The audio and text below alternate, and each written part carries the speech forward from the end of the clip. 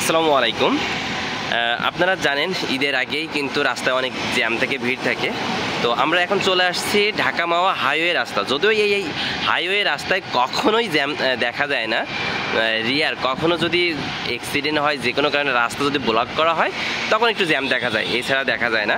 যাই হোক, তারপরেও আমরা যেহেতু সামনে ঈদ আগ মুহূর্ত, এই আপনার ঢাকা মাওয়া যে হাইওয়ে রোডে একটা টোল প্লাজা আছে, আমরা সেই টোল প্লাজায় এখন বর্তমানে অবস্থান করছি। আর টোল প্লাজার দেখানোর চেষ্টা করছি এখানে গাড়ির কতটা আছে, কি পরিমাণ আছে, কোনো যানজট আছে কিনা, এগুলো দেখানোর চেষ্টা করতেছি। তো যাই হোক, আপনারা দেখছেন আজকে আপনার সোমবার, তার মানে ঈদে যারা বাড়িতে যাবে তারা কিন্তু মোটামুটিভাবে যাওয়া শুরু হয়ে গেছে। যদিও অফিসিয়ালভাবে এখনও পর্যন্ত অফিস আদালত ছুটি হয়নি, মানে যে লোকগুলো অফিসিয়ালভাবে জব করে, চাকরি করে, তারা কিন্তু এখনও পর্যন্ত ছুটি পায় নাই। এমনি যারা এক্সট্রা লোক, যারা অন্য আদার পেশার সাথে জড়িত, যার ছুটির প্রয়োজন হয় না, কিংবা ফ্যামিলির যে আপনার যে চাকরি করে তিনি থাকতেছেন, তার ফ্যামিলিকে অনেক সময় ঈদের আগে পাঠাই দেওয়া হয়। আপনার ঈদের সময় যে অনেক জ্যাম থাকে, ভিড় থাকে, এই ভিড় এড়ানোর জন্য ফ্যামিলিকে আগে পাঠানো হয়। তো এইভাবে কিন্তু মোটামুটিভাবে ঢাকা থেকে কিছু কিছু মানুষ বের হয়ে যাচ্ছে।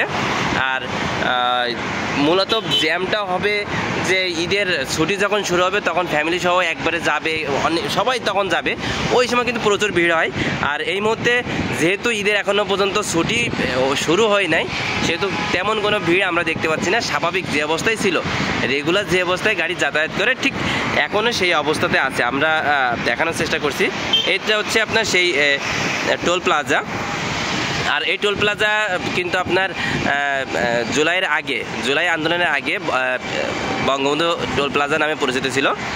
আর জুলাই আন্দোলনের পরে সেই নাম চেঞ্জ করে জাতির পিতা হযরত ইব্রাহিম আলাইহিস সালাম এক্সপ্রেসওয়ে নামকরণ করা হয়েছে।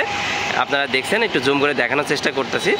এই যে জাতির পিতা হযরত ইব্রাহিম আলাইহিস সালাম এক্সপ্রেসওয়ে, এটা হচ্ছে ঢাকা এবং পদ্মা সেতু, এই যে হাইওয়ে যে রাস্তাটা, এই রাস্তার আপনাকে টোল দিতে হয়, এটার মাঝখানে মিডিলে সেই টোল প্লাজা হচ্ছে এটা।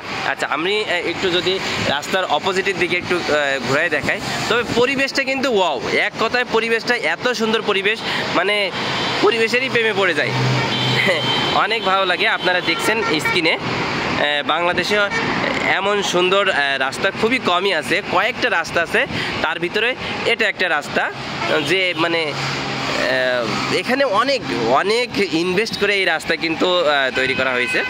যাই হোক, আমাদের এই রাস্তা আমাদের গর্ব, যেটা দক্ষিণ অঞ্চলে যারা বসবাস করেন, এই রাস্তা দিয়ে কিন্তু আপনাকে পদ্মা সেতু পার হতে হয়।